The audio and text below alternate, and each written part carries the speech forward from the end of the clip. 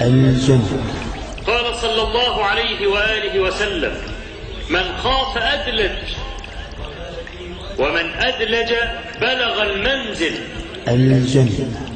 ألا إن سلعة الله غالية، ألا إن سلعة الله الجنة. الجنة.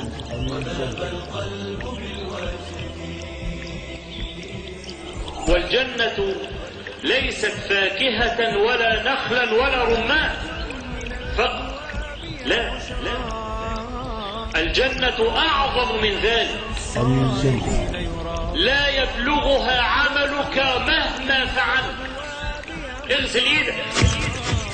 وقد سئل النبي صلى الله عليه وسلم لما قال: اعلموا أنه لن يدخل أحد منكم الجنة بعمله. قالوا: ولا أنت؟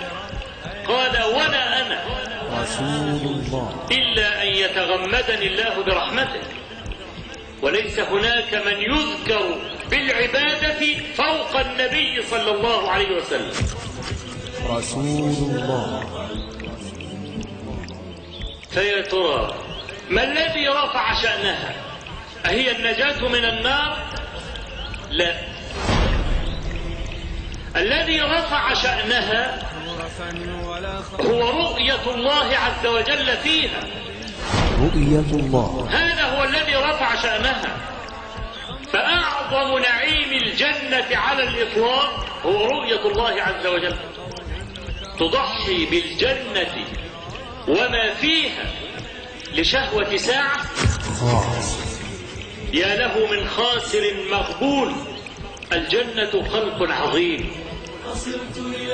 أعلى ما فيها رؤية الله سبحانه وتعالى. الجنة.